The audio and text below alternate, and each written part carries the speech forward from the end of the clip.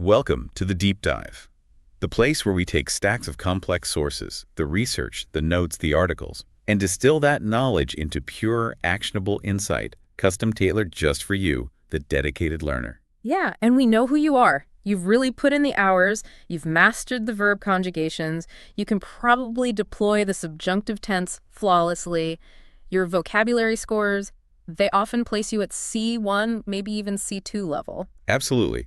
On paper, you are an advanced English speaker, but then you step into a real-world scenario. A casual Zoom call with colleagues, a fast-paced documentary, or maybe just a group of native friends talking about their weekend. And suddenly it all just vanishes. It's gone. That theoretical fluency disappears. You feel like you've been dropped right back to zero, just nodding politely while your brain is scrambling to catch individual words that seem to have, well, simply disappeared. It is the universal frustration of the high-level language student. The question rings out, if I know the words, why can't I follow the conversation? And our mission today is to really pull back the curtain on this exact problem. We're here to demystify that profound, often concealed gap between the structured, slow, and perfectly enunciated textbook English. And the chaotic, shortcut-laden reality of real-life English. Exactly. Here's where it gets really interesting for me. Native speakers, in their natural habitat, are constantly cheating. They are. We are. They employ rapid pacing, they use specific linguistic shortcuts that save them muscular effort, and they pepper their dialogue with slang and idiomatic expressions that just don't feature prominently in the formal curricula that got you to that C1 level. Right. And so our deep dive today is designed to give you the roadmap to overcome this plateau. We've synthesized the source material to break down precisely why this gap exists, the actual mechanical reasons for fast speech. And then we deliver a comprehensive 12-point strategy toolkit to train your ear, to let you bridge that frustrating gap efficiently and finally feel, truly fluent in a spontaneous conversation. Okay, let's unpack this core issue.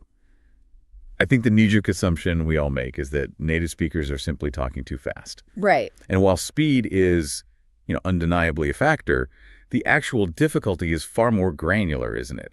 It's not just speed, it's the mechanics of how those sounds are produced and changed during that speed. That's the crucial distinction. The speed we achieve in native conversation is only possible because we as speakers are incredibly efficient.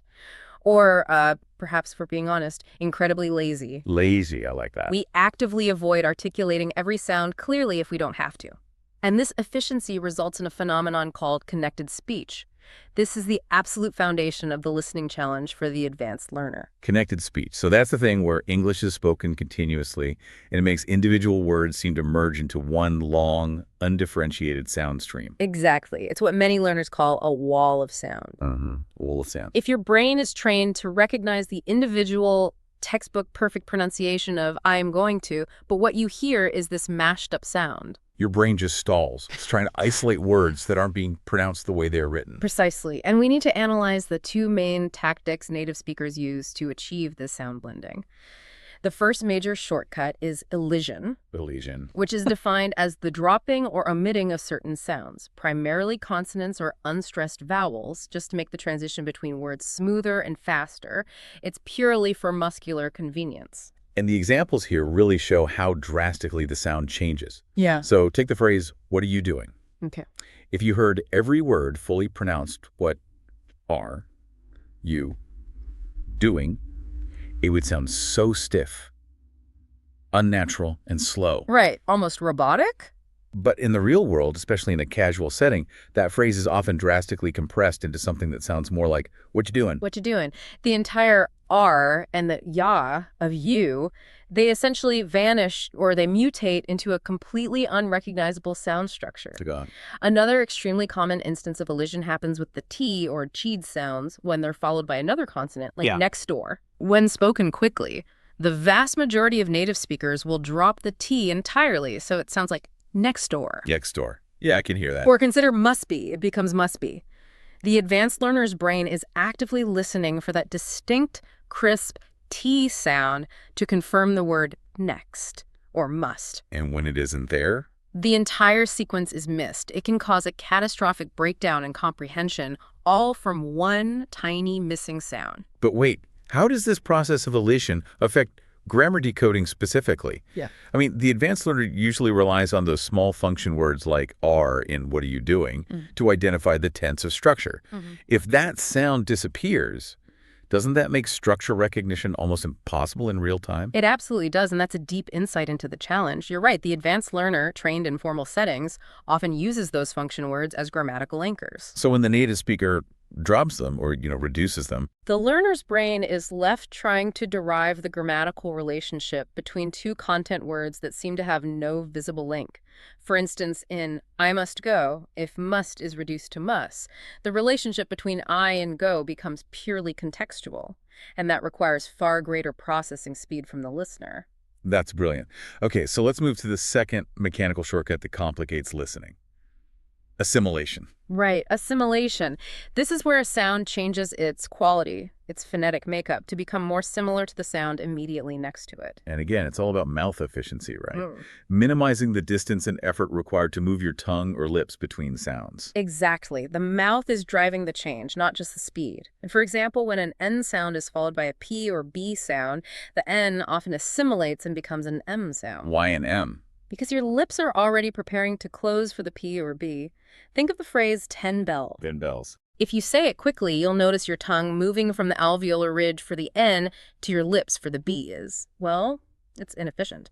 So 10 bells often assimilates into 10 bells to save effort. The sound changes to M because M and B are both bilabial. They're both lip sounds. That physical explanation connects this perfectly back to the learner. You're hearing an sound where you expect an N sound, and yet the word is still 10. It's a linguistic chameleon. An even more pervasive example involves the preposition to, which, when it's unstressed, often morphs into the schwa sound, that tiny, neutral, central vowel sound. Ah. The textbook sentence, I am going to the store, is almost never heard that way. The source material correctly notes how it compresses into, I'm going to go tree the store. There go. Yeah. The going to blends into gonna, which is another connected speech thing, and the to is nearly invisible, a mere to sound. So we're not just dealing with fast speech. We're dealing with sophisticated sound engineering that changes the composition of the word itself. It demands that you, the learner, recognize a word not by its written spelling, but by its rapidly reduced context-dependent sound. And that's before we even consider the global context of the language. Right. If we connect this to the bigger picture, the challenge just accelerates exponentially. English is a global language, which means you have to be ready for a vast tapestry of accents and dialects. You might successfully master the rhythm and connected speech patterns of a standardized American accent, Only to encounter a strong Scottish, Geordie, or Australian dialect, and suddenly the specific elisions, the stress timing, and even the core vocabulary change completely. The variation impacts everything: pronunciation, rhythm, vocabulary.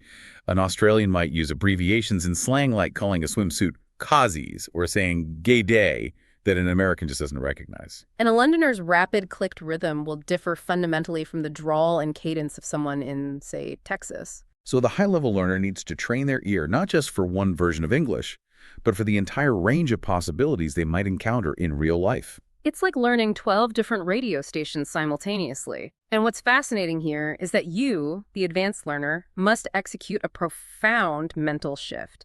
You need to stop analyzing English as a standardized uniform code and begin perceiving it as a flexible, musical, and context-dependent entity. Your brain has to be trained to recognize meaning despite massive variation in sound delivery. Otherwise, that C1 certificate doesn't mean a thing when you're faced with real dialogue. Okay, so now that we have fully diagnosed the technical hurdle, the connected speech, the dialect variation, let's pivot directly to the actionable strategies. Our first 4 tips focus on transforming your learning environment and leveraging technology strategically to overcome those phonetic obstacles. And we begin with the content you consume.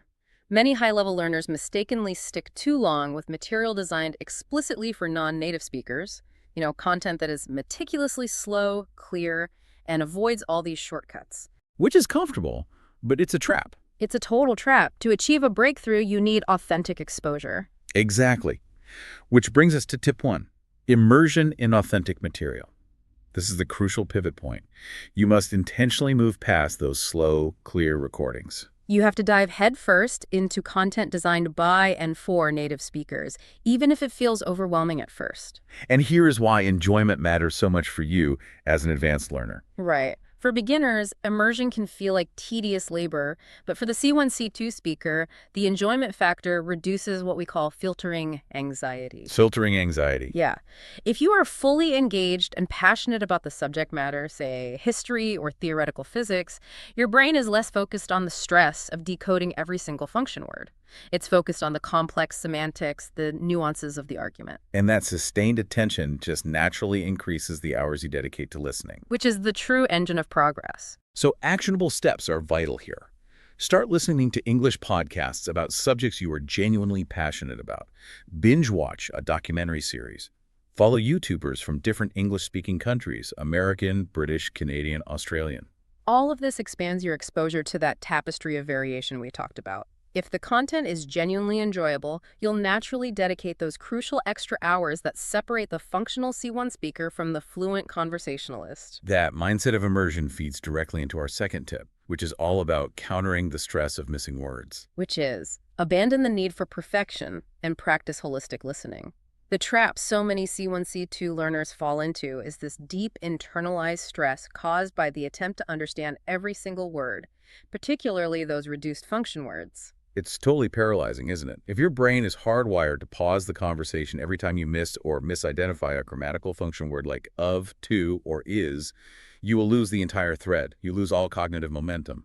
The immediate shift you have to make is to focus ruthlessly on the main idea, the gist of the conversation. So how do we do that? It requires us to teach the brain a new hierarchy. We categorize English vocabulary into two main types here: content words and function words. Okay. Content words are the nouns, the main verbs, the key adjectives, and adverbs. They carry the core, essential meaning. Right. The heavy lifters. Exactly. Function words, articles like the, prepositions like to and of, and auxiliary verbs like is and are the grammatical glue. And they are often unstressed and dramatically reduced, or even elided entirely in rapid speech. This is truly the breakthrough moment for so many learners. The advanced learner, ironically, often focuses too much on the grammar. They're expecting those function words to be fully articulated. And their reduction causes an immediate grammatical decoding failure. You need to train your ear to filter the noise and just grab those stressed content words first. So if you are listening to someone talk about planning a meal and you catch the stressed words store, buy, and groceries, you have successfully captured the essential message. You understood the intent, even if the speaker compressed the sentence structure beyond recognition. this holistic approach minimizes that cognitive overload. It does. You've accepted that the small grammatical words are disposable pieces of audio. What matters is the core communication. This realization allows you to follow the speaker's emotional arc and intent without that internal struggle of word-by-word transcription. Which leads us to our next strategy, leveraging technology. Right. Tip 3, strategic use of subtitles, the scaffolding model. We need to position technology not as a permanent crutch, but as a temporary structured aid. Because a lot of learners use subtitles incorrectly, don't they? They just rely on them to read, which completely bypasses the vital process of auditory decoding. The key is a structured, multi-stage process. You have to treat subtitles like temporary scaffolding that you intend to remove. Scaffolding. I like that analogy. So what's stage one? Stage 1, especially for complex or difficult material like a highly technical documentary or a movie with heavy regional slang, is to start with subtitles in your native language. In your own language first. Yes. This is crucial for maintaining flow and plot comprehension. It lets you relax, understand the meaning, and build context for the next stage. Okay, so then stage 2 is the analytical phase. Exactly. You rewatch the exact same content or move to similar, slightly easier content, but now you switch to English subtitles. Okay. This is where the magic happens. Your brain already knows the meaning from stage 1, so now it's free to focus on connecting the compressed, reduced sounds you hear, the elisions and assimilations, with the full, correctly spelled words you see. You are actively reverse engineering the connected speech pattern. This is a powerful learning accelerator. And the final goal is stage 3. You remove the scaffolding. You have to push yourself to watch without any subtitles at all. By doing this in stages, you ensure the subtitles are aiding comprehension and decoding, not simply replacing active auditory listening. And speaking of technology aiding comprehension, our fourth tip is incredibly straightforward, but profoundly powerful.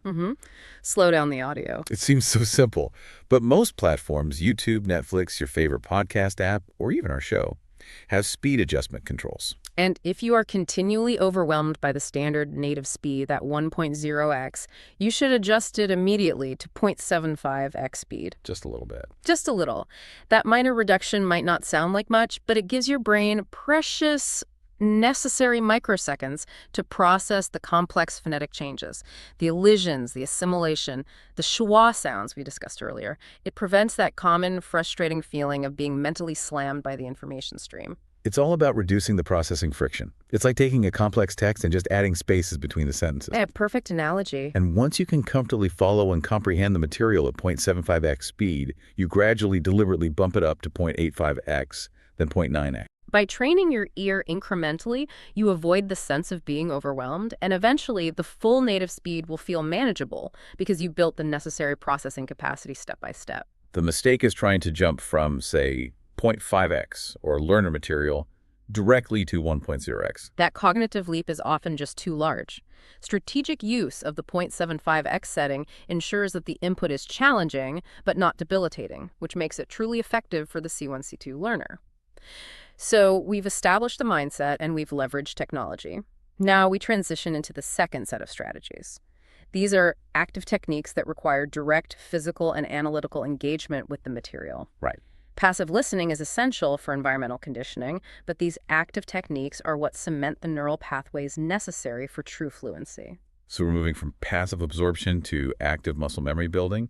And our fifth tip is, well, it's widely considered the gold standard for bridging the gap between listening skills and speaking fluency. And that is shadowing. Shadowing. Shadowing, in simple terms, is listening to a short segment of audio, a phrase or a sentence, and repeating it out loud almost simultaneously.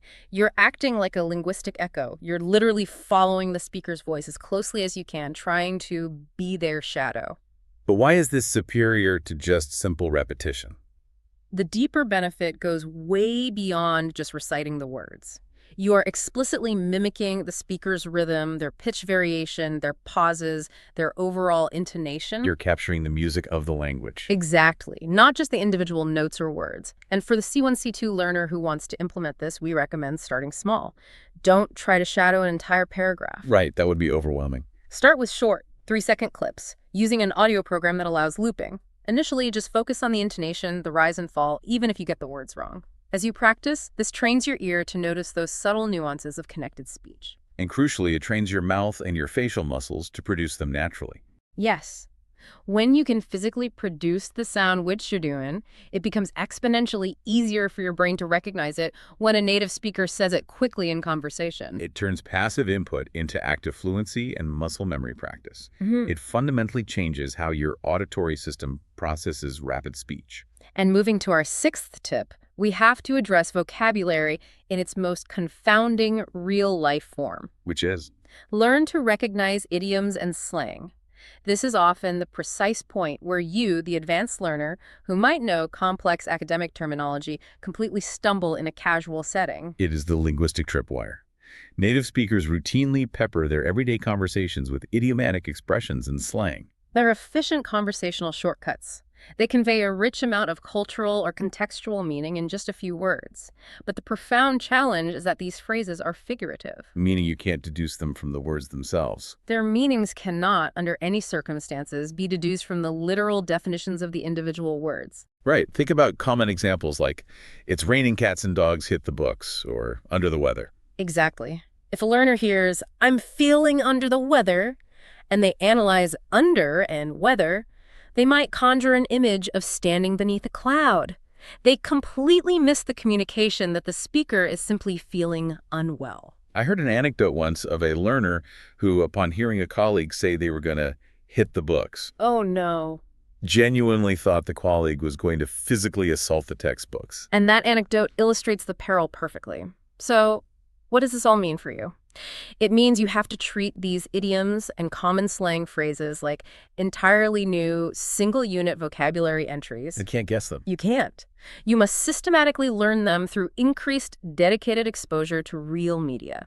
The more you immerse yourself, the more frequently these common expressions appear until their meaning becomes fully second nature. And you recognize them as holistic units of sound, rather than trying to parse the individual words. This analytical approach leads us seamlessly to our seventh tip, which emphasizes the need to convert passive input into structured knowledge. Which is keep a listening journal. And the methodology here must be structured and precise to be effective for the C1, C2 learner. When you're consuming authentic media, that fast-paced podcast or that TV show, and you encounter a new word, an interesting idiom, or, most critically, a phrase that caused confusion. The kind that forces you to rewind or check the subtitles. That's the one. You must jot it down. We recommend a 3-column approach in your journal or a spreadsheet. Column 1, the phrase as you heard it, including your approximation of the connected speech. Right. Column 2, the phrase written correctly, along with its definition. And column 3 is the most important, the context in which you heard it, and a new original sentence you create using that phrase. That active engagement is so much better because it forces your brain to internalize the meaning through application. And for the truly advanced learner looking for maximum efficiency, you can integrate this journal process with spaced repetition software, like Anki. So you turn those journal entries into digital flashcards. Exactly. By doing this, you ensure that the complex, high-frequency phrases that cause the most trouble are systematically reviewed and moved into long-term memory, rather than being passively noted and immediately forgotten. Okay, now for our 8th tip, which brings us back to the music of the language. Stress and intonation, deciphering intent. Understanding this is often the final hurdle to move past mere literal comprehension toward true, nuanced understanding of speaker's message. We have to remember the fundamental structure here. English is a stress-timed language. This is a key technical concept. It is. Unlike syllable-timed languages like Spanish or French, where every syllable gets roughly the same duration, English organizes its rhythm around stressed syllables. And the unstressed syllables are the ones that are often swallowed, reduced to schwas, or sped up. Which contributes heavily to that sense of impossible speed. The consequence of this stress timing is profound. The rise, the fall, the emphasis a speaker puts on specific words, the intonation, can fundamentally alter the implication or the emotional tone of the entire sentence. Even if the words remain exactly the same. Let's revisit the classic example offered in the sources, as it demonstrates this concept perfectly. Consider the sentence. I didn't say you stole my book. Okay. If the stress falls heavily on the words say, I didn't say you stole my book, what does that imply to you? That you, maybe you thought it or you wrote it down, but you didn't say it? Exactly. The speaker is denying the action of speaking the accusation. But if the speaker shifts the emphasis and says, I didn't say you stole my book, stressing the pronoun you. The implication shifts entirely again. Now the speaker is denying that I'm the culprit. Right.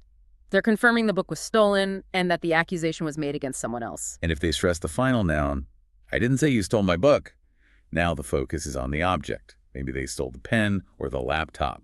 But not specifically the book. This raises a really important question for you as the advanced learner. Are you listening only for the words, or are you listening for the musicality? Mastering the recognition of stress and intonation is key to moving past literal comprehension and grasping a speaker's true intent, tone, and emotional state. We've covered environment, technology, and analytical techniques. Now we move to the final, perhaps most challenging layer of this deep dive, the social and structured aspects of learning. This is where the rubber meets the road, the interaction with real people. And while digital immersion is indispensable, there is truly no substitute for tip 9, join a conversation group or find a language exchange partner. Right. Real-time interaction introduces high-pressure variables that scripted content simply cannot replicate. And that pressure is exactly what refines your listening speed. Think about the specific demands of a real conversation. You have conversational latency, spontaneous thought changes, interruptions, people talking over each other. And the desperate need for an immediate response. This pressure cooker environment forces your brain to process rapid audio input at maximum speed. It minimizes the time you have for that slow, deliberate, grammatical decoding. This is the only way to train your auditory processing system to function at native speed. The value of this social interaction is enormous, but the implementation needs to be safe. So utilizing resources like language exchange apps, HelloTalk, or Tandem can connect you directly with native speakers who are often learning your language in return. Which creates a mutually supportive environment where both speaking and listening skills are practiced under the gentle pressure of spontaneity. And when you are in that real-time social interaction, especially when the pressure is high, don't be afraid to use our 10th tip. Which is, ask for clarification. Yeah. And this is where we need a fundamental mindset shift for you as a C1, C2 learner. We absolutely must reframe this act. Asking for repetition or explanation is not a sign of weakness or a failure of your language skills. But doesn't it feel that way sometimes? It can, but it's not. It is, in fact, the ultimate sign of an engaged, dedicated, and high-level learner who prioritizes accurate, detailed comprehension over just passive, polite acceptance. It's a proactive step. You are asserting control over the communication flow. Instead of panicking or guessing when you miss a detail, which usually result in complete miscommunication, you deploy a strategic clarification phrase. Right. And instead of the basic "what," which can sound abrupt, try more sophisticated phrasing that reinforces your serious intent. practical phrasing is helpful here. For instance, "Sorry, I missed the end of that sentence. Could you repeat the last part?" Or even better, "Oh, I'm not sure I follow your analogy. Could you phrase that idea differently?" That one shows you understood the words, but are struggling with the context or the intent, which is a very high-level distinction to make. And reassurance is key here. Most native speakers, recognizing you are a serious learner making a dedicated effort, are genuinely happy to slow down or rephrase. It also subtly trains the speaker to recognize if they're perhaps using too much regional slang or speaking too quickly. It benefits both of you. Okay, for our penultimate strategy, we return to structure and analytical technology. Tip 11. Use transcripts for structured, powerful reinforcement. This works best with content that is specifically designed to offer full, reliable transcripts. Like TED Talks, quality educational videos, or many popular news podcasts. The transcript offers the perfect, unambiguous solution to the pervasive ambiguity of connected speech. By analyzing the written text, you can see precisely which reduced sound you heard corresponded to which full, complex, written word. It's like you're decoding the cheat sheet the native speaker is using. Exactly. And we recommend the powerful 3-step method for maximum retention and minimum ambiguity. Step 1. Listen once, completely without the text. Use your holistic listening skills, that's tip 2, and try to grasp the gist. Judge how much you caught. Step 2. Read the full transcript carefully, section by section. This is the critical analytical step where you identify exactly what you missed, the elided T's, the reduced schwas, the unfamiliar idioms, the vocabulary gaps. You should highlight the areas where the sound you heard was drastically different from the word you saw written. And step 3 is the powerful reinforcement. Listen again immediately while simultaneously reading along. This sequence forces your brain to powerfully and rapidly connect the spoken fast, reduced form with the written full, correct form. Because you've already done the difficult decoding work in step 2. Right. This final listening just cements the sound-to-meaning connection. This sequence rapidly speeds up your recognition of connected speech patterns because you're giving your brain the complete answer immediately after it struggled with the problem. Finally, we reach our last and perhaps most important piece of non-technical advice. Tip 12. Be patient and celebrate small victories. We need to set realistic, long-term expectations. Mastering native listening comprehension is a marathon, maybe even an ultra-marathon. It is not a sprint. And the journey from C1 to true, effortless fluency is fundamentally nonlinear. That's a crucial understanding to have to avoid burnout. You will undoubtedly have days that feel like monumental breakthroughs. You understood every line of dialogue in a difficult movie, or you caught every subtle joke in a news report. And then the very next day, you might encounter a particularly rapid speaker with a strong, unfamiliar regional accent, and suddenly it feels like you've taken 10 steps backward. That fluctuating, sometimes frustrating experience is a completely normal part of the advanced learning curve. So the key is sustaining motivation by consciously recognizing progress where it happens. You have to acknowledge those small wins and let them fuel your effort. Celebrate the moment you successfully decode a new colloquialism, or when you follow a dense, fast-talking panel discussion for the first time without needing to hit the pause button. Each small win, each moment you choose to use the journal, each time you deploy the 0.75x speed strategically, each successful act of shadowing is tangible evidence of your commitment and growth.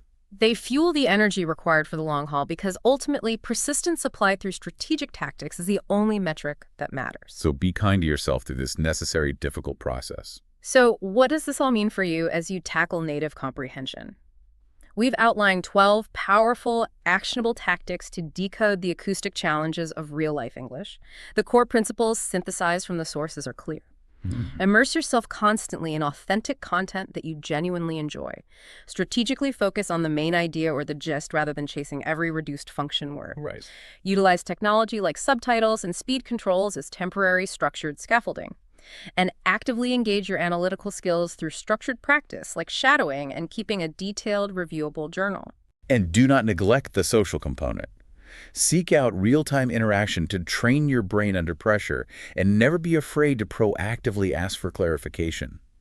Frame it as the dedicated learning move that it truly is. Remember, every minute you spend actively listening, analyzing, and applying these techniques is a minute well spent toward measurable progress. And since this complex learning process is a marathon, where breakthroughs and seemingly backward steps are a guaranteed part of the progression, Sustained effort and varied tactical strategy are essential to maintain momentum.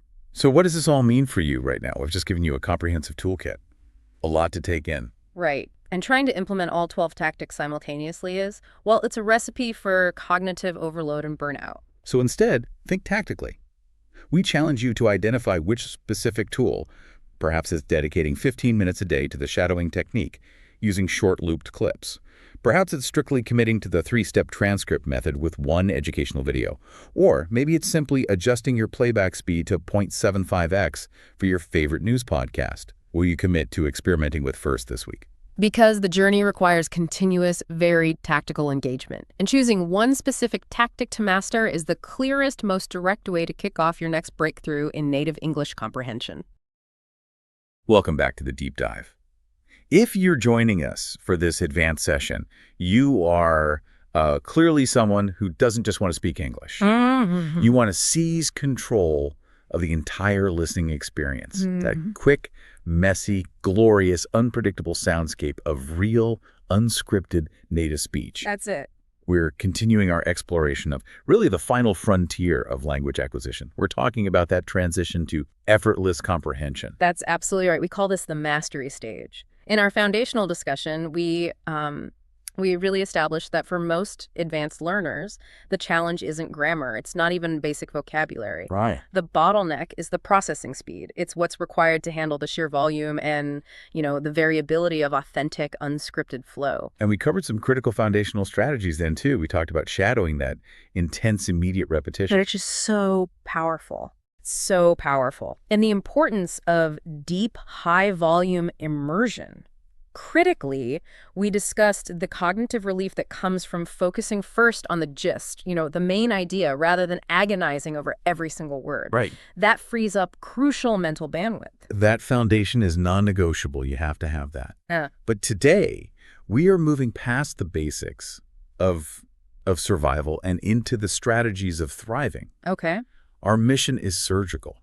We are taking that foundational knowledge and building upon it with a stack of nuanced, targeted techniques. I like that. Surgical. Yeah, these are designed to refine your listening acuity and bridge that final frustrating gap to truly effortless comprehension. These aren't just things to try. They are deliberate cognitive shifts. It's a change in mindset. It's a fundamental change. This is about moving from being someone who knows English to someone who thinks in English while listening. The language becomes transparent, and the idea is all that remains. I love that framing, the language becoming transparent, because for the advanced learner, the words themselves often cease to be the problem, right? It's the speed of recognition. That becomes the entire battleground. So let's unpack this and jump right into the strategic tips that define this mastery stage. Let's do it. We're starting with what you put into your ears, which brings us to the first major adjustment in input strategy, expanding your auditory horizon. Tip number 13 in our sequence is simple in theory, but profoundly powerful in application. Diversify your audio diet. This might sound intuitive, but so many advanced learners fall into a comfort trap. They find a style of content they understand. Maybe it's formal interviews or their favorite structured news program. Yeah, they get good at that one thing. And they stick to it religiously.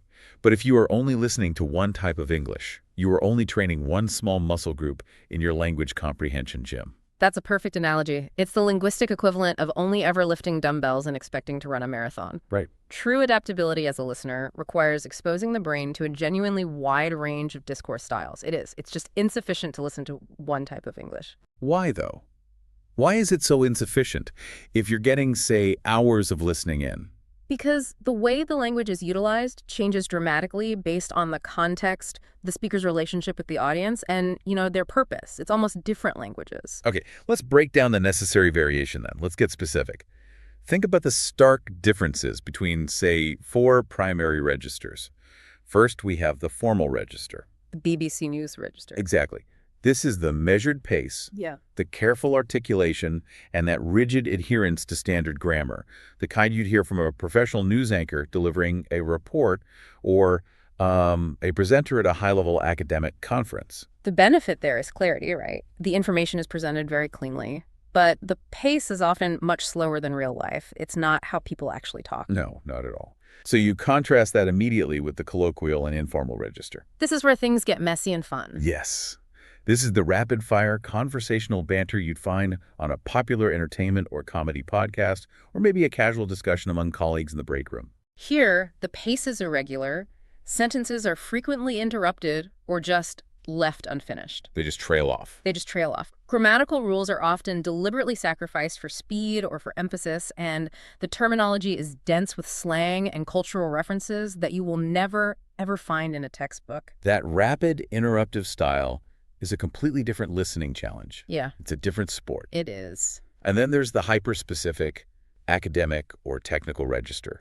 Yeah. So if you tune into a lecture on astrophysics or medical diagnostics or comparative literature, you're dealing with a language that is structured around precision. Absolutely. The vocabulary is dense, technical terms are paramount, and you have to follow a very specific logical progression of argument. It's not just about words. You have to follow the chain of evidence. Precisely. You have to understand the if-then structure of the logic itself, not just the vocabulary being used. Which is a whole other skill. And then finally, you have what I think is the most challenging environment for the advanced learner. The final boss. The final boss. The casual, unedited, or spontaneous style. This is raw, authentic interaction. It's the sound of friends talking over each other at a pub. It's reality TV. Or a casual YouTube vlog where the speech isn't script edited for clarity at all. Right. And this is where you encounter overlapping speech, trailing thoughts, sudden shifts in topic, and the full, messy weight of linguistic noise, which I know we're going to tackle shortly. That is the deep end of the pool. That spontaneous style, I think, is where the biggest breakthroughs happen, but it's also where the biggest frustrations lie. Oh, for sure. But there's another layer of variation here that we absolutely have to address, especially when we're talking about mastering English globally, and that is accents and regional dialects. Absolutely. When we talk about diversification, we don't just mean formality, we mean acoustics. We mean the actual sounds. So if you've primarily trained your ear on, say, standard American English, and you suddenly encounter a rapid-fire Scottish accent, or a heavily paced Australian cadence, or even a deep southern U.S. regional dialect. It can sound like an entirely different language. It's not an exaggeration. Your brain just doesn't know what to do with those sounds at first. It's a genuine form of resilience training for your brain. I remember speaking to a listener who had spent years mastering BBC English. The gold standard. The gold standard. Only to move to Dublin and realize they were constantly asking people to repeat themselves. Just constantly. Wow. The vowel shifts, the pace variations, the melodic differences. It throws your entire hard-won comprehension system into chaos. And that chaos is the point. Your brain needs to learn that the sound A in the word car is flexible. It's not one fixed sound. It has a range. It has a massive range. It's about conditioning the brain to accept a huge amount of phonetic variability while still recognizing the underlying lexical item. The goal is to condition the brain to anticipate different patterns of speech and different ways those sounds are realized phonetically. So if I'm listening to an Australian comedy podcast, I'm not just learning the slang for, afternoon. Right, arvo. Arvo, exactly. I'm training my auditory system to accept different stress patterns and a different pronunciation of the letter R. Precisely. If you are accustomed only to the measured, specific cadence of one region, a sudden encounter with a new pace or a new pronunciation can completely destabilize your listening process. It just short-circuits everything. It feels like starting over. It can, but by actively training across these registers and accents, from a formal interview with a British politician to a casual vlog from an American teenager, you train your brain to be incredibly flexible. You ensure you are less likely to be surprised or disoriented by any shift in context or speaker. This intentional variation, That is the hallmark of building true resilience. It makes perfect sense. Yeah. We're training the brain to be a linguistic chameleon, That's a great way to put it. to be able to adapt instantly to the soundscape, regardless of whether it's wearing a tuxedo, a lab coat, or flip-flops. And as you diversify that input, you naturally begin to encounter a much broader, richer range of vocabulary that exists outside of a neat, organized textbook list. Right. Which leads us directly into a strategy that is less about volume and more about surgical precision in language acquisition. So tip 14 is to focus on strategic vocabulary acquisition. Now, let's redefine what vocabulary means at this advanced level. This is not about memorizing obscure dictionary words, No. the ones you might encounter once every 5 years. Correct. This represents a crucial cognitive shift away from maximizing sheer word count. At this stage, your focus must shift toward mastering the high-frequency vocabulary that forms the essential scaffolding of everyday spoken speech. Okay. And the strategic centerpiece of the shift is the concept of collocations words that naturally and habitually pair together. Collocations, often called word partners, are the true hidden currency of native fluency, aren't they? They absolutely are. They are the groupings of two or more words that native speakers use reflexively. We almost treat them as a single, indivisible unit. Can you give us an example? Think about it this way. When we speak spontaneously, we don't assemble sentences word by word like building blocks. We retrieve pre-assembled chunks. Okay. We don't consciously decide what verb goes with effort.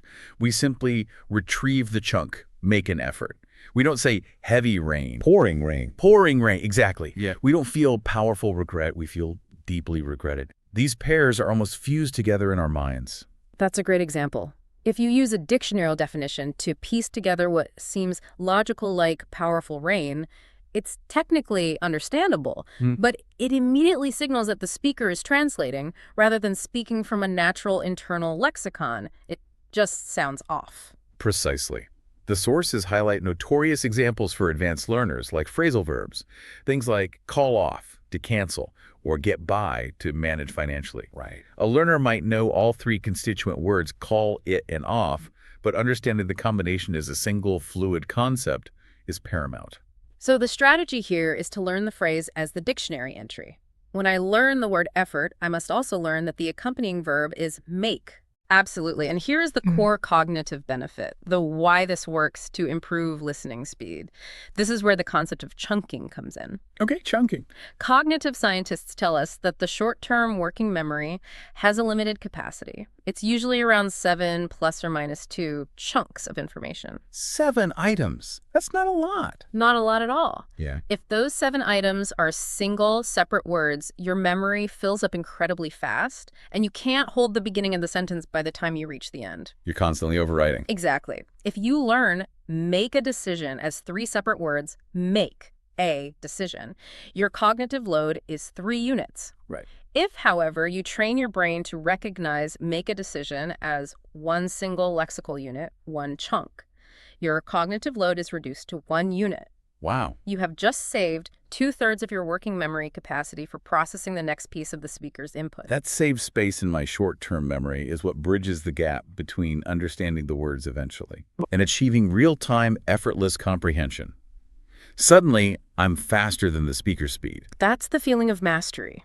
You're no longer racing against the speaker, you're staying slightly ahead. This dramatically speeds up processing efficiency and reduces cognitive load during listening. Because if your brain is busy piecing together individual word meanings You're already behind. and figuring out if strong is the right modifier for economy, It should be robust economy. right, you fall behind the speaker instantly. Learning in chunks accelerates recognition from a slow decoding process to an instant retrieval process. Exactly. But let me challenge that for a moment. If I spend all my time diligently learning these collocations, won't I miss out on expanding my general vocabulary pool? Is this a trade-off? That's a highly relevant concern at this level, and it's a good question. It's not a trade-off, it's a necessary prioritization. Right. At the advanced stage, your general vocabulary is already substantial. Focusing on collocations is about efficiency and authenticity rather than sheer volume. So it's about activating what I already know. You are integrating the vocabulary you already know into native-sounding structures.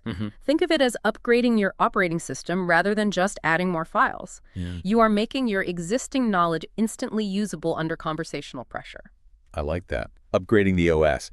So The practical tool here, the listening journal we've talked about, becomes essential, Absolutely something. not just for notes, but for systematically capturing these combinations. Yes. Your journal transitions from a simple notepad to a dedicated collocation capture device. Every time you encounter a useful chunk of language in your diversified audio diet, whether it's a tricky phrasal verb or a common adverb-adjective pairing like fundamentally opposed, you capture it, you practice it, and you cement it as a single unit, ready for immediate, frictionless recognition in the next conversation. That focused, systematic capture is what elevates this from passive exposure to strategic acquisition. Excellent. We've covered expanding the input and strategically chunking the vocabulary. Now let's shift our attention from what you're hearing to the crucial factor of how your brain is engaging with that stream of sound in real time. We're talking about active cognitive strategies. Our 15th strategy is about mastering the cognitive shift from passive reception to demanding active engagement, and that is practiced active listening and paraphrasing. This is the skill, in my opinion, that truly separates the merely proficient English speaker from the masterful listener. I agree, and this represents a fundamental mindset shift. If you are in a conversation, your goal must fundamentally move away from simply waiting for your turn to speak. Which is what most of us do. It's what we all do. We're rehearsing our witty response or even just trying to ensure we catch enough keywords to avoid embarrassment. Right. The primary goal must be genuine, deep, meaningful understanding. This moves far beyond merely hearing the sounds. As you said, this enters the realm of active cognitive engagement.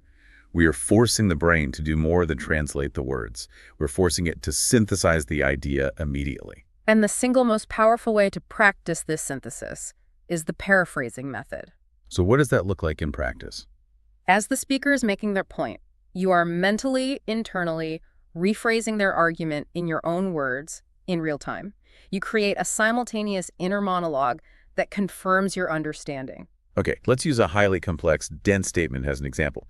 Say the speaker says, despite the protracted negotiations regarding fiscal harmonization, the divergent stakeholder interests ultimately proved non-reconcilable, leading to a unilateral cessation of dialogue. A mouthful. A total mouthful. So if you're passively listening, you might get lost in protracted and harmonization. Your brain just stalls. If you are actively paraphrasing, your inner monologue immediately simplifies it. It says, okay, they spent a long time negotiating money rules, but because the different groups wanted different things, they couldn't agree, so one side just stopped talking. That mental exercise acts like an internal sanity check. Yeah. It ensures you've grasped the semantic core of the message, regardless of the fancy syntax the speaker used. Yeah. And this is vital because people often use overly complicated language, even native speakers, to sound important or to obscure meaning. They do. And this practice provides a powerful dual benefit. The first, as you mentioned, is meaning processing. It forces the brain to process the core meaning, the semantics, rather than getting stuck on parsing every individual word, the syntax. Right. If you can instantly rephrase it simply, you have understood the idea, not just the vocabulary. And the second benefit, which I think is essential for building conversational confidence, is validation. If you can successfully perform this mental paraphrasing, you have actively validated your comprehension. It serves as an instantaneous, real-time diagnostic tool for your listening skills. Think about the stress of a high-stakes meeting or an unexpected argument. If you realize halfway through that you can't paraphrase the speaker's last 2 points, that is your immediate internal alarm bell. The red flag. It's a huge red flag. It tells you to pause, to ask a clarifying question, or simply to request a moment to consider the previous point. It prevents the slow, devastating creep of misunderstanding. Right, where you're just nodding along, but you've been lost for 5 minutes. We've all been there. And crucially, this skill is trainable. While the mental practice is key, we should strongly encourage you, the listener, to practice this out loud with a language partner, or even in professional settings. Absolutely. You have to use it externally to cement the skill. Use phrases like, so if I'm understanding correctly, to distill what you just said, the key takeaway is X. Or, to summarize your point for clarity, you are arguing for Y. Exactly. This not only confirms your understanding, but also establishes you as a thoughtful and deeply engaged conversationalist. You are proactively testing your grasp of the material rather than silently hoping you got it right. That requires massive mental discipline, though, because it means you have to listen with 100% focus. Yeah. You cannot allow 20% of your brain to be planning your rebuttal, or you'll lose the paraphrasing game. You have to dedicate all of your working memory to the speaker. Precisely. And that hyper-focused listening capacity, once it's developed, naturally allows us to tackle the next significant hurdle in authentic speech. The things native speakers use constantly that are technically meaningless but sound critical. Yeah. Things we wish we could just edit out. Okay, let's talk about the dreaded linguistic noise. Tip 16 is learning to filter out the inherent distraction in natural, unscripted speech. I'm talking about the filler words, the hesitation markers, the unnecessary verbal scaffolding that clutters almost every spontaneous conversation. We've all been there, especially when listening to highly casual or informal content. We're referring to the specific examples. The big ones. The big ones. The oft maligned and overused, sort of, I guess, or even just the simple elongated vowels that signal hesitation, like soo. These are the linguistic hiccups that occur when a speaker's formulating their next thought, searching for the right word, or, trying to manage conversational turn-taking without losing the floor. For an advanced learner, these markers can be incredibly distracting. You're trying to build that flow, you're in the zone, and then a sudden elongated soo, or a constant peppering of breaks the natural rhythm of the sentence. It does. It forces you to start deciphering meaning all over again. The distraction factor is severe because the advanced learner is often still in the process of assigning meaning to every sound they hear. Right. Everything must mean something. The brain thinks everything is data. So the inclusion of an or a prolonged is treated by the brain as important input. It demands precious cognitive resources that should be spent on the content words. It's like stopping your high-speed car every time you hit a small pebble in the road. I remember listening to a commencement speech that was supposed to be inspiring, but the speaker used, every fifth word. By the end, I felt like I knew nothing because my brain was fixated on counting the filler rather than absorbing the message. It becomes the only thing you hear. It was a cognitive tax. That is the perfect term. A cognitive tax. But here is the critical difference between the proficient speaker and the masterful listener. For a native speaker, this noise is largely invisible. How so? Their brain automatically filters it out. It recognizes not as a word carrying lexical meaning, but as a signal that the speaker is pausing for formulation. It immediately redirects focus to the core content. It's pattern recognition working on the filler. So if native speakers have an automatic filter, we need to manually install that filter for the advanced learner through conscious practice. Exactly. That's the only way. The key strategy is conscious practice. You must actively identify these markers when you hear them, acknowledge them mentally, and then immediately let them go. Don't dwell on them. Don't dwell. You must consciously redirect your focus exclusively to the content words, the nouns, the main verbs, the adjectives, those words that carry the actual substantive, irreplaceable message. That sounds like a powerful mindfulness exercise applied to language. Yeah. You're training yourself to notice the distraction, but refusing to let your brain engage with it. It is a critical cognitive training requirement. The more you, the listener, expose yourself to authentic, unedited conversations, the kind we discussed with the diversified audio diet, the more adept your brain becomes at sidelining this noise and honing in on the signal. The goal is to transition from actively translating the filler to passively ignoring it, just letting it wash over you. And that transition is critical because it directly relates back to our energy reserves, doesn't it? It's all about energy. Instead of spending your limited brain battery life on decoding, you are saving that energy for the truly complex cognitive task. Inference, subtle sarcasm, or synthesizing a complicated argument. It's about conserving your processing power for the moments that truly matter. And here's a nuance. Filler words also have a subtle social function. Oh, interesting. Sometimes a speaker uses, to signal that they are finished with a subpoint and are out to transition. Or they use like to soften a statement. A masterful listener can ignore the lexical meaning but still use the sound as a transition cue without wasting energy processing it as actual content. That's efficiency. That is peak efficiency. We've established the cognitive framework, the ability to actively process and filter. Now let's talk about the practical structure. How we leverage the tools of the 21st century to reinforce these massive cognitive shifts. Tip 17 highlights a major modern advantage: harnessing technology for deliberate practice. Advanced learners shouldn't just passively consume content on their phones. They should strategically use the wealth of technology available to optimize their learning pipeline. This isn't about fun apps. It's about surgical, targeted training. Exactly. We are moving past merely using technology for entertainment and into using it to create a sophisticated, personalized learning ecosystem that constantly feeds back into our strategies of chunking, filtering, and active engagement. Okay, let's detail the specific tools and applications that advanced learners should be using. First, the essential power tool for integrating the vocabulary capture, the spaced repetition system, SRS apps. Like Anki. Like Anki, yeah. SRS apps are the backbone for cementing the new vocabulary and, crucially, the collocations we capture in the listening journal. So how does that work in practice? Think about how you train with them.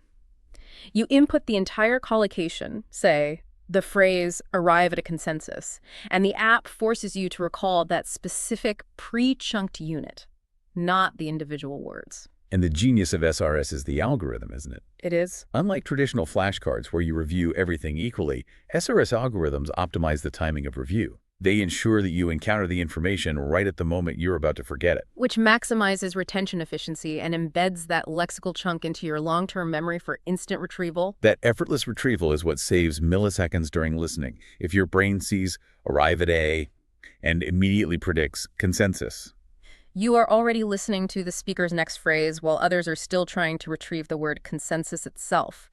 SRS takes your slow, conscious effort and makes it unconscious and instantaneous. So SRS is the engine for integrating captured knowledge. Next, we need real-time, high-pressure practice. We have to take the theoretical knowledge and apply it in unpredictable environments, which means interacting with real humans. That's where language exchange apps like Tandem or HelloTalk come into play. These provide a direct, low-stakes line to native speakers for real-world interactive practice. This is essential because it is one thing to understand a beautifully scripted monologue. It's quite another to engage in a spontaneous back-and-forth conversation where the speaker's speed, their content, and even the quality of their audio feed are completely unpredictable. That unpredictability forces you to use the paraphrasing and filtering skills we just discussed under genuine pressure. You can't pause, you can't look up a word. Right. And the social stakes, even on an app-force rapid retrieval. The psychological barrier of jumping into spontaneous conversation is often high, but these apps lower that barrier, allowing for repeated, low-consequence practice sessions. You are training the conversational muscles that break down quickly when fatigue sets in. It's like doing reps at the gym. And finally, a tool for perfecting the physical aspect of language, rhythm and pronunciation, which feeds directly back into comprehension. This is a big one. Use voice recording apps, either built-in or specialized, specifically for advanced shadowing practice. Okay. You listen to a native speaker, perhaps a clip from your diversified audio diet, and then you record yourself immediately attempting to mimic their intonation, their pace, their stress, and their pronunciation. And critically, you then compare the two recordings side by side. I sometimes found that what I thought I sounded like was completely different from the reality of the recording. Why does this physical mimicry improve comprehension? It feels like a speaking exercise. It's called the link between production and reception. If you can physically produce the sound accurately, if you can locate the stress and intonation patterns of a particular word or phrase, you are far more likely to recognize it effortlessly and instantaneously when spoken by someone else. So you're building the muscle memory for the sound. You've physically mapped the sound onto the meaning in your own motor cortex. This is subtle, but incredibly powerful training for the ear. The ultimate risk here is fragmentation, isn't it? Just downloading a dozen apps and using them inconsistently. Absolutely, that's a huge pitfall. The goal is constructing what we call a personalized learning ecosystem. It must be coordinated. Right, a whole system, not just random apps. Exactly. You use the podcast app for extensive listening, your diversified input. You use the listening journal to capture key collocations and challenging phrases. You use the SRS app to rigorously drill those collocations. And then the conversation app. And you use the conversation app for high-pressure application and diagnosis. This coordinated strategy ensures that all aspects of listening ability recognition, processing, and application are developing simultaneously and feeding into each other. That makes perfect sense. We're moving from scattered practice to a structured, optimized system. And speaking of structure and diagnosis, let's talk about something that might seem counterintuitive for a master. Formal exercises and testing. Our 18th and final strategy in this advanced series is to not neglect formal comprehension exercises. For someone who has moved past intermediate English, who is consuming complex novels and understanding fast-paced movies, why would we go back to taking what looks like an old-school test? This is a critical point that listeners sometimes push back on, but the reality is that objective benchmarking is essential for mastery. Okay. While they might seem rudimentary or like, busy work from a school setting, formal comprehension tests designed specifically for advanced level C1 and C2 materials are absolutely essential. Why, though? What do they give you that real life can't? They're for benchmarking your skills and, more importantly, for diagnosing highly nuanced weaknesses that casual listening won't reveal. We're talking about materials specifically designed for high-stakes exams, which demand precision. The stakes might be low for you, the learner, but the exercise itself forces high precision. Exactly. These tests force you to actively listen for specific, high-level sub-skills that are often neglected in relaxed, casual listening. In a formal test, it's not enough to get the main idea of a speaker's argument. You must pinpoint specific, detailed facts names, dates, numbers. You have to identify subtle inferences, and you have to pick up on the speaker's nuanced opinion or attitude toward the subject, especially when it's implied. Let's dedicate some time to inference, because that is the massive jump between proficiency and mastery, isn't it? It's everything. It's the difference between hearing the words and understanding what was implied or not said. Inference is the ultimate test of cultural, linguistic, and contextual fluency. For example, if a speaker says, "That proposal is certainly an interesting idea," and the speaker uses a high, slightly sarcastic tone, Right. a proficient learner hears only the word interesting. A masterful listener infers, based on the context and the tone, that the speaker believes the proposal is terrible or possibly delusional. Or what about hedging language?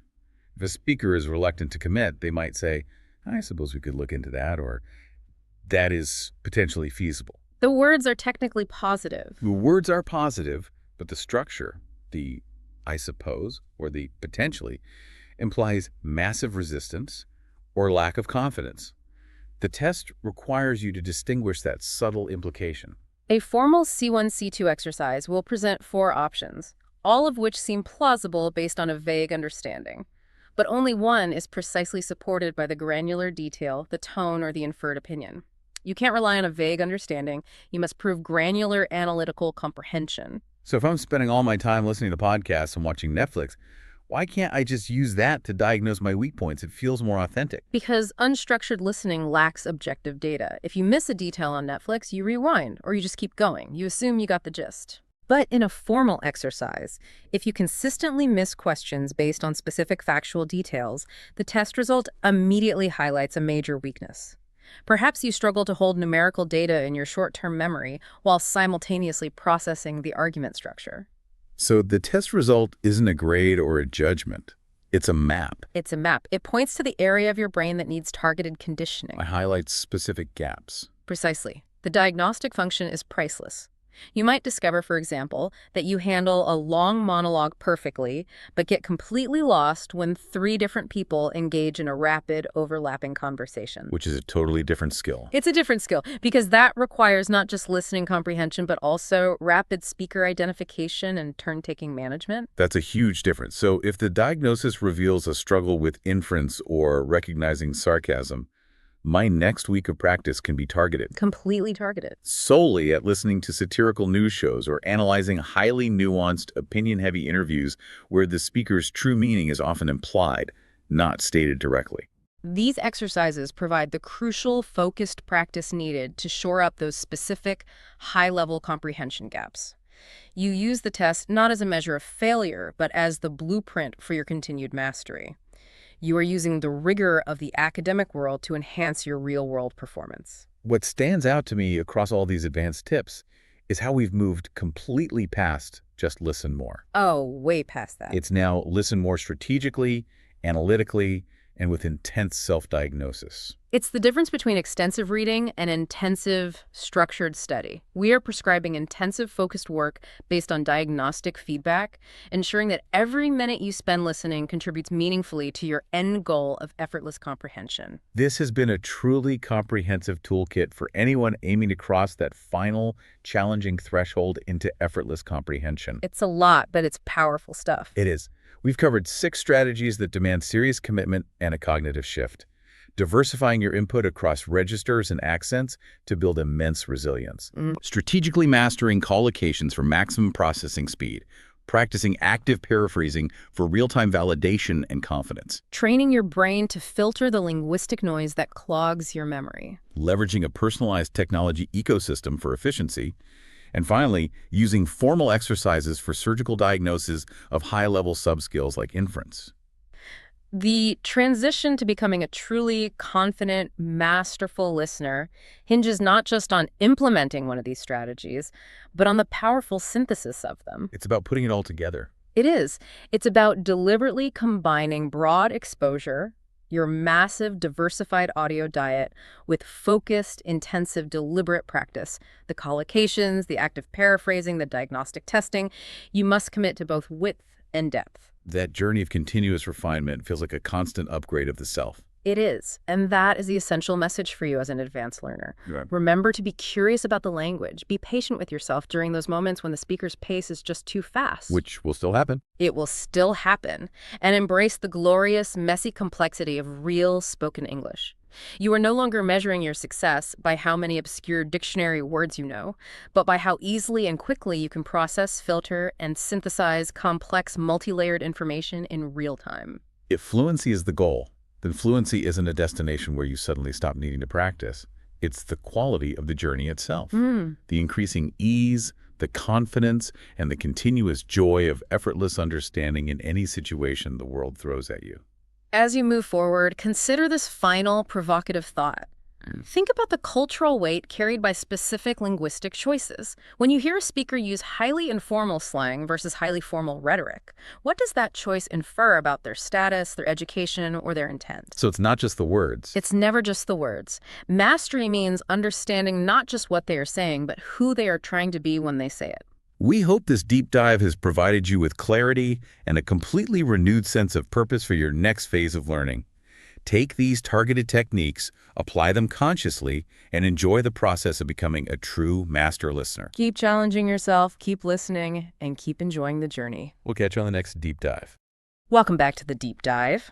Today we're talking about something I think a lot of you will recognize. It's that final hurdle in language learning. You know, you've got past the intermediate stage, you're pretty comfortable, but then you hit this wall. You're trying to move from just being functional to being, I guess, genuinely comfortable in any situation. Any auditory situation specifically? And that's the real final frontier, isn't it? It really is. So for anyone wrestling with that, this deep dive is, it's definitely for you.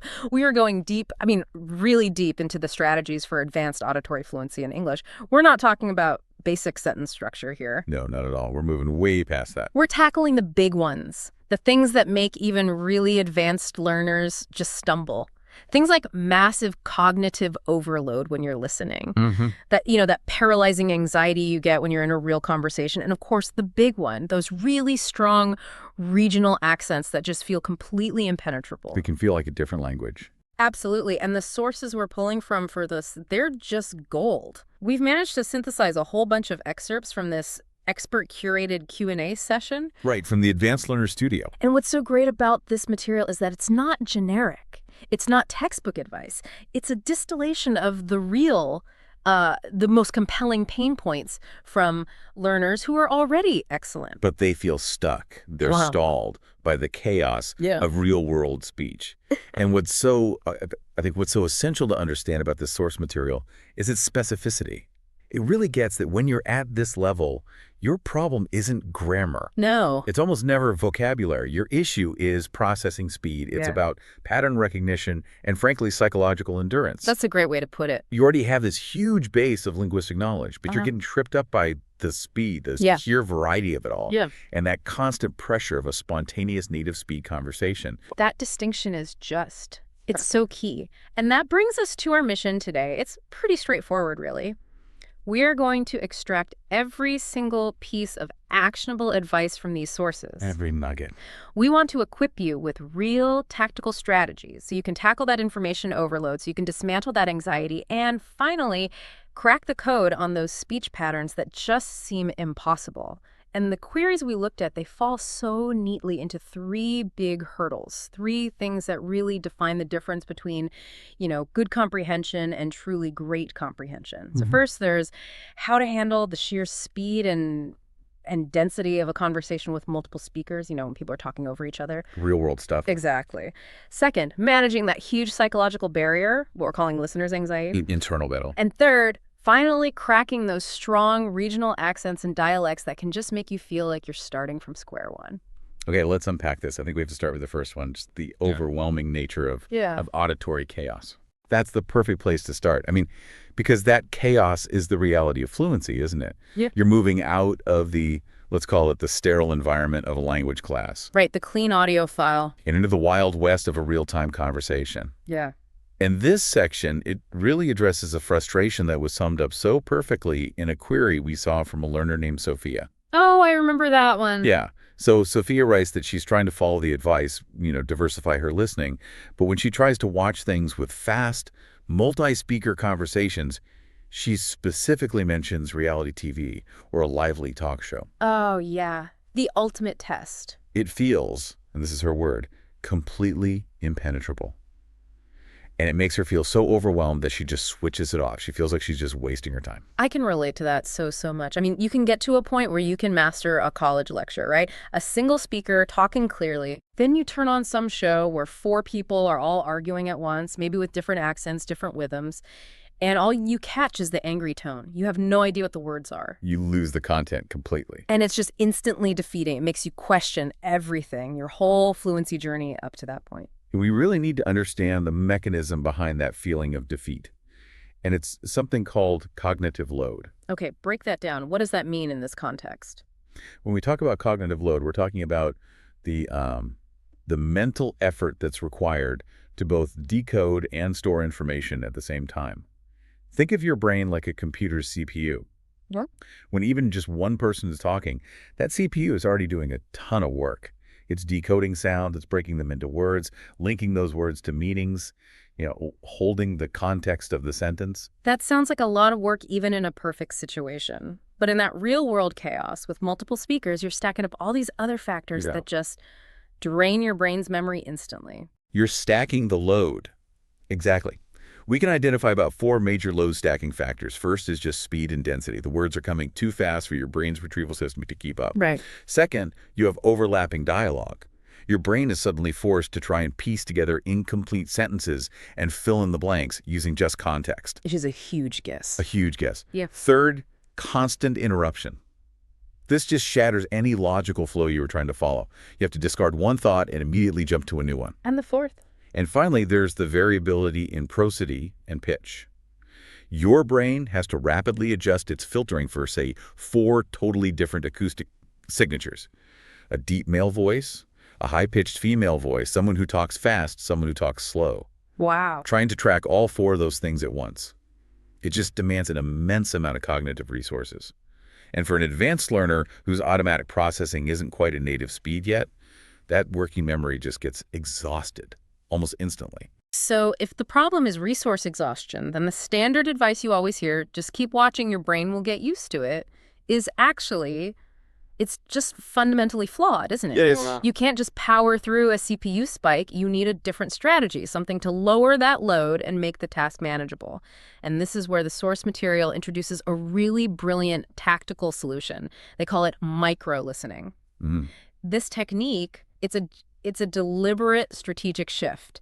You stop approaching the audio as this huge, overwhelming block of sound. That wall of noise. Yeah, a wall of noise. And instead, you start treating it as something you can deconstruct. You're moving from being a passive listener to an active auditory engineer. And the very first actionable step in that process, the one that immediately fights back against that feeling of being overwhelmed, is segmentation.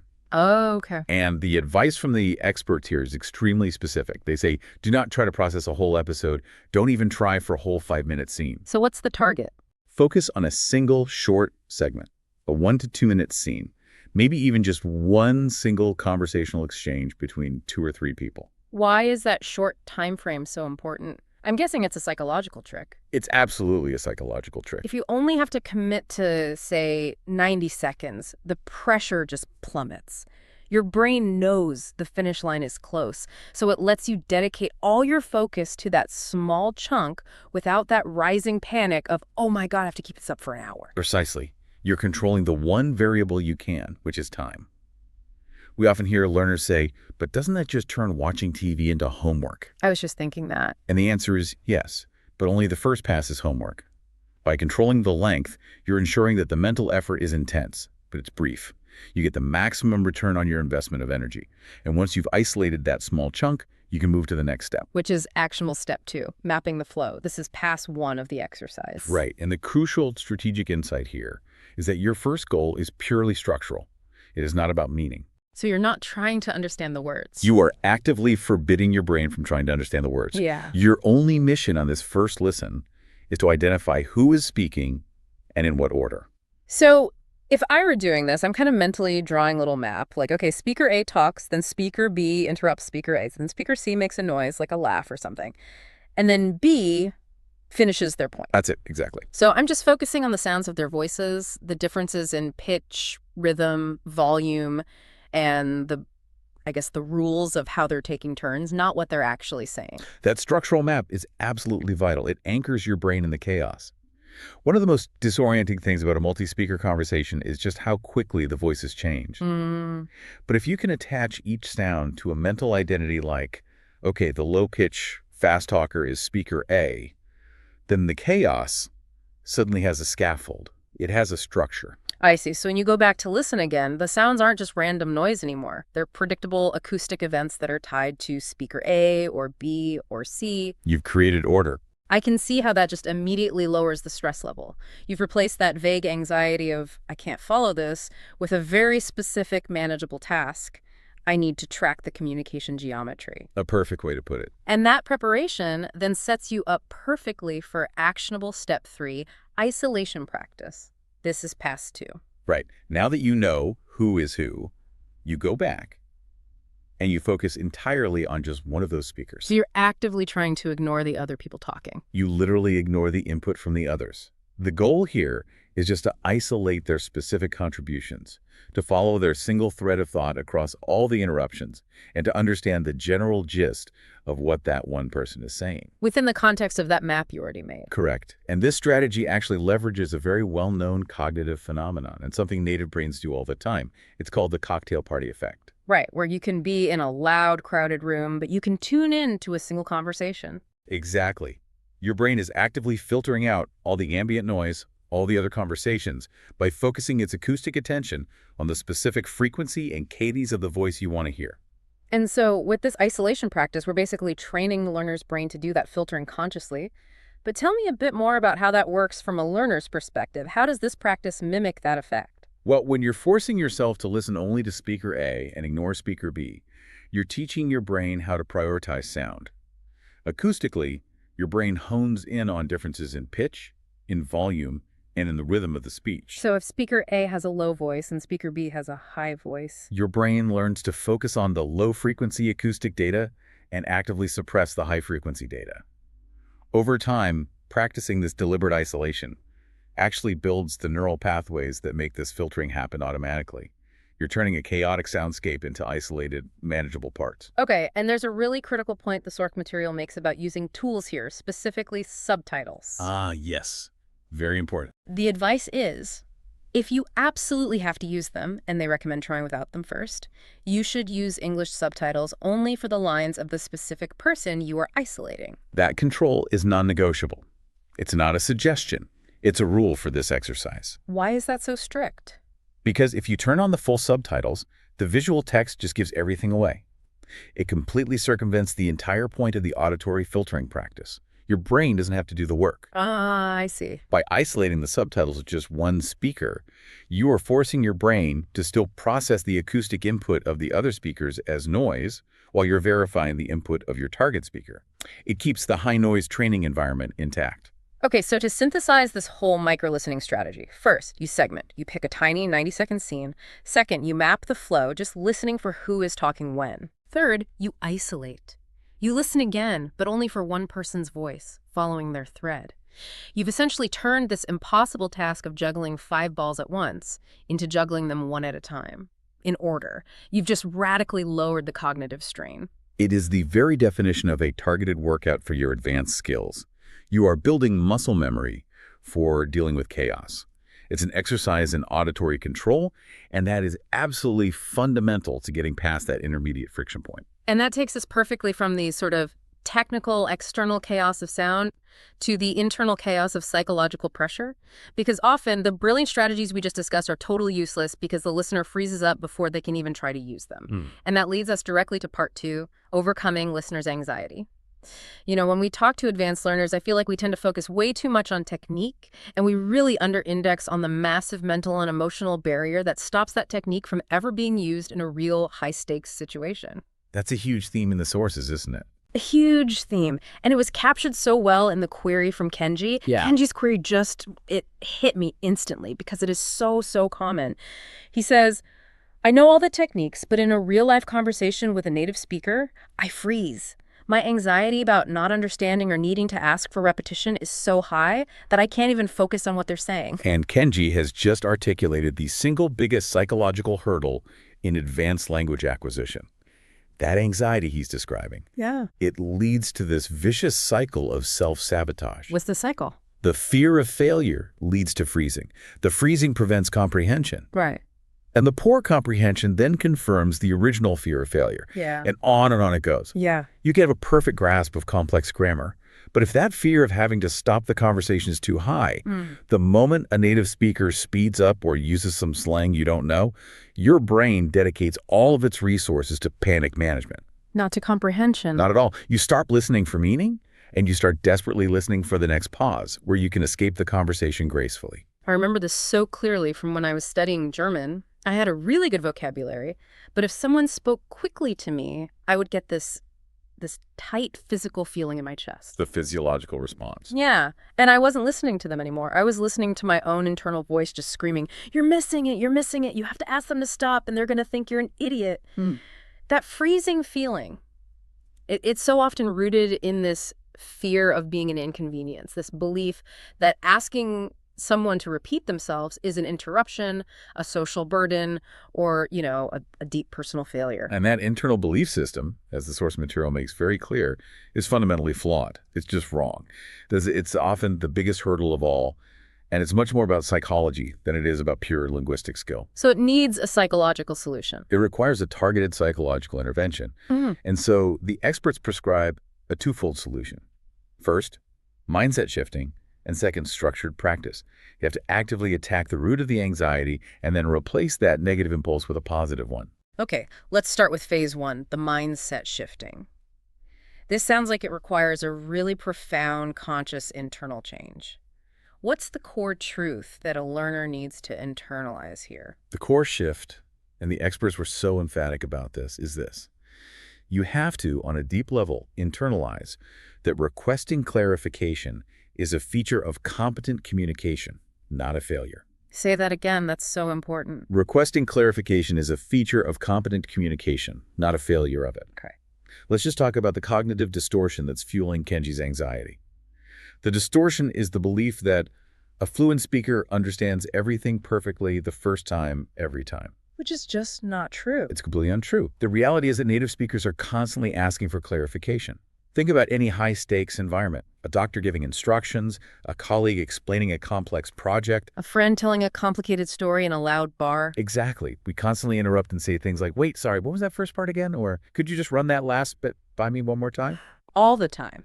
We do it when there's background noise, when we're distracted, or just when the information is dense. And it's not a sign that you're a bad listener. It's a sign of an active, engaged listener. Yes. You're ensuring fidelity. You're making sure the information is transferred correctly. That's the key reframing then. That's the reframing. The anxiety Kenji feels is rooted in that cognitive distortion, that fluency equals flawless understanding. We have to actively dismantle that by redefining what success looks like. Success is effective communication. Right. If you fail to ask for repetition and you walk away with the wrong information, that is the communicative failure.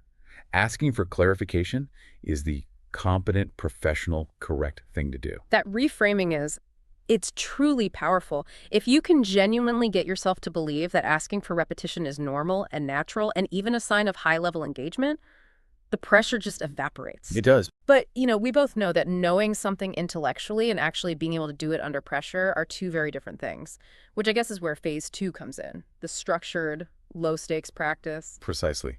You need to create an environment where the act of asking for clarification can be practiced safely and repeatedly until it becomes a reflex instead of a fear response. So you're basically using a kind of exposure therapy for the very specific action that causes the fear in the first place, the interruption. That's a great way to think about it. And the experts suggest leveraging technology that's designed for this kind of safe interaction, finding a language exchange partner on a platform like Tandem or italki. Because those environments are already low stakes. You're practicing with someone who knows you're a learner and expects you to make mistakes. They expect it. But here is the really strategic, high-value move that separates this from just, having a chat. You make the act of seeking repetition the explicit goal of the entire session. Here's where it gets really interesting. Because what you're doing is you're preemptively removing all the social pressure by setting the expectations before the conversation even starts. You neutralize the fear by declaring it as your main objective. Absolutely. The prescriptive dialogue that the sources provide is so crucial here. You start the session by being completely transparent with your partner. What would that sound like? You might say something like, hey, thanks for meeting me. Just so you know, my specific goal today is to practice active listening and what's called conversational repair. This means I'm going to be asking you to repeat, rephrase, or slow down things pretty often. I just need you to know that this is part of my learning plan, so please don't take it personally if I interrupt. That is just a brilliant psychological hack. I mean, think about the impact of that on both people. For the partner, the pressure to be perfectly clear is suddenly gone. They can relax. Yeah. And for the learner, the moment they successfully ask for clarification, the moment they say, sorry to interrupt, could you run that by me again? They aren't failing at understanding. They are succeeding at their stated goal for the session. The very source of the anxiety, the act of interrupting, instantly becomes a win. It provides positive psychological reinforcement. It completely breaks that old cycle where interrupting meant failure. You're creating a new neural pathway where interrupting equals goal achievement. I love that. And to make this even easier, learners should have a few specific phrases ready to go, beyond just pardon or what. Some more sophisticated tools. Exactly. High-value phrases that sound natural in English, for example. I caught the first part, but I think I missed that key detail. Could you circle back? Oh, that's good. Or, just to make sure I'm following, could you summarize that last thought for me? I love those. They're proactive, they're professional, they signal engagement, not a deficit. They're the tools of a really competent communicator. And this whole process of desensitization is incredibly effective. By repeatedly practicing the scary behavior in a safe, explicitly encouraged environment, it stops feeling like this high-stakes, failure-filled moment. And it just starts to feel natural. Effortless, even. And over time, that impulse to freeze in a real high-pressure situation gets replaced by the trained impulse to competently and naturally ask for clarification. You've effectively trained your brain out of its anxiety response. Okay, so we've tackled the technical side with micro-listening. We've tackled the psychological side by normalizing and practicing clarification. Now we have to move to the final big challenge for the advanced learner, and that's the immense linguistic variability that can make you feel like you're constantly starting over. We're talking about accents. The final boss. This was the focus of a query from Maria, and she said that she's perfectly comfortable with the standard accents you hear in learning materials. You know, General American, British RP. The newsreader accents. The newsreader accents, exactly. But the moment she hears a strong regional accent, she mentioned Scottish, rural Australian, or deep southern U.S., she's, and this is her phrase, completely lost. And she used this great metaphor. She said it feels like she's learning a new language. And we have to validate that feeling, because on a foundational phonological level, her brain is struggling to process a new set of rules. It feels like a new language because, in a way, the sound system has changed. Explain that. Okay, think about the process. When a listener hears a word, let's say pen, their brain retrieves the auditory pattern it has stored for that word, let's say the general American pronunciation, and it links that sound to the meaning. Simple enough. But if the speaker is from a region of the southern U.S. where there's something called the pin-pen merger, where the vowels E and E sound the same before an N or an M, then the word pen might sound acoustically identical to the word pen. So the learner's brain hears a sound that matches its file for pin, it retrieves the meaning for pen, and then the context of the sentence, like, I need a new pen for my desk, completely short-circuits the system. Exactly. The meaning doesn't fit the context. Mm-hmm. And the brain panics, not because it doesn't know the word pen, but because it can't match the sound it heard to the file it has stored. That one small shift throws the whole recognition process off. It throws it completely off balance. Yeah. And the standard approach of just going to get more exposure might work eventually, but it's incredibly inefficient and demoralizing. The source material really emphasizes that while there are, quote, no true shortcuts, there's a highly effective methodology to speed this up. And the key concept here is to treat each new accent not as random noise or a set of mistakes, but as a structured system with its own distinct phonological rules. Yes. So instead of being a passive, confused listener, the learner has to become an active analyst. They have to become an accent detective. That mindset shift is just profoundly important. You're shifting from being a passive consumer who is sort of suffering from the accent to an active scientist who is analyzing the accent. So you're changing the frame. You're changing the frame completely. Passive confusion says, I don't understand this speaker because their speech is weird and wrong. Active analysis says, I don't understand the speaker yet, but I can figure out the consistent rules of how their speech differs from what I already know. That focus on consistency, that has to be the unlock, because dialects and accents aren't just random chaos. They're predictable patterns. They are highly predictable. So if you can identify the pattern, you gain this massive shortcut to decoding the whole system. Okay, let's walk through the detective's toolkit. What's the groundwork? Step one is choose and isolate. You have to be extremely specific. Don't try to learn British accents all at once. That's impossible. It's too broad. Far too broad. Select one specific accent, say Glaswegian Scottish English, or maybe Appalachian U.S. English. And then you have to find high-quality, dedicated content that consistently features that one accent. Consistency is key, otherwise your brain is trying to learn 10 different systems at the same time. It's paramount. And for learners who are looking for these more niche accents, you might have to look beyond the big streaming platforms.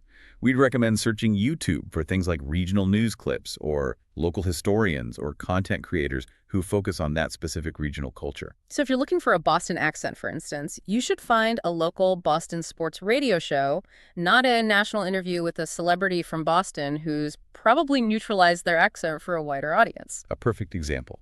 You want the pure, undiluted source. Okay, so once you have your isolated, consistent audio, you move to step 2. Identify key patterns. And here, we're applying that segmentation principle again. You listen to a short clip, just a couple of minutes, and your goal is to identify just 1 or 2 key consistent sound changes. You're hunting for auditory markers, the most obvious differences between their sound and the sound you have stored in your brain. And we need to go beyond the stereotypical examples and look for real phonological shifts. Can you give me an example? Sure. Let's say you're focusing on Cockney or estuary English. Your first pattern might be the glottal stop. This is where the seat sound in the middle of a word gets replaced by a little stop in your throat. So water becomes water. Exactly. Or better becomes beer. Your brain knows the word, but because that teat sound it's expecting is just gone, comprehension stalls. Your detective task is to identify that specific deletion as a rule of this accent. Or another example, if you're tackling certain Australian accents, you might notice that the short I vowel is raised and fronted, so a phrase like fish and chips can sound almost like fish and sheeps. Right. The word is the same, the meaning is the same, but the vowel placement is radically different. And that's the pattern you're hunting for. What I love about this step is the intentional restraint. You're not trying to identify all 50 differences at once. You're just looking for the biggest, most consistent 1 or 2 markers. Why is that restraint so important? Because if you try to analyze too many variables at once, you plunge right back into cognitive overload. You're back where you started. By isolating just 1 or 2, you give your brain a very specific, manageable task. Scan for only this vowel shift or scan for only this consonant deletion. It makes the listening experience purposeful instead of just frustrating. And once you've done that, you're ready for step 3. creating the mental cheat sheet. Yes. This initial identification of a pattern, for example, the rule, when I hear the speaker, a T in the middle of a word is usually deleted. This creates a highly effective mental shortcut. So this cheat sheet is basically a set of conversion rules that your brain, the detective, can apply on the fly. It's like telling your brain, okay, we've got an incoming signal from speaker X. Before you try to retrieve the word, apply the T deletion rule first. It just saves an immense amount of processing time. You're building a personalized decoder ring for that one specific accent. And the goal isn't to get perfect understanding right away. It's just to find those predictable patterns that make the accent feel systematic instead of random. Exactly. And that leads to the final step, step 4, active pattern hunting. You don't just stop after you've found the rule once. Right. You listen to more content from that region, a longer interview, a documentary, and you actively hunt for more examples of that specific pattern you identified. So this totally shifts the listening experience. You're not just passively sitting there hoping to understand. You are actively engaging in a process of verification. You're listening to predict. If you identify the pin-pen merger in a southern U.S. accent, you actively listen for words like 10 and 10 or when and when, and you predict what they're going to sound like based on your new rule. And every time you correctly predict that sound shift, it reinforces the rule in your brain. Every single time. And each one of those reinforcements strengthens that mental bridge between the standard sound you learned and the new accented sound you're hearing. It moves your perception from, ugh, this sounds weird and wrong, which just triggers frustration, to, I see, this is a predictable variation of what I already know. And that triggers recognition and eventually rapid comprehension. It is a targeted analytical attack on the problem of variability. You are reducing the linguistic ambiguity through structured, systematic detective work. And this process, over time, is what builds the mental flexibility you need to handle the vast, beautiful chaos of the English-speaking world. And that really brings us to the conclusion of our analysis. We've gone through 3 very distinct domains that all advanced learners really need to master if they want to achieve that true, comfortable fluency in these chaotic, real-world English environments. Indeed.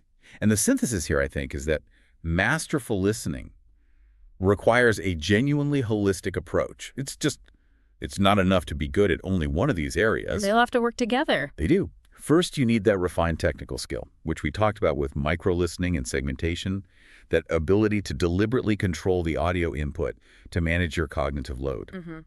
Second, you absolutely require psychological management.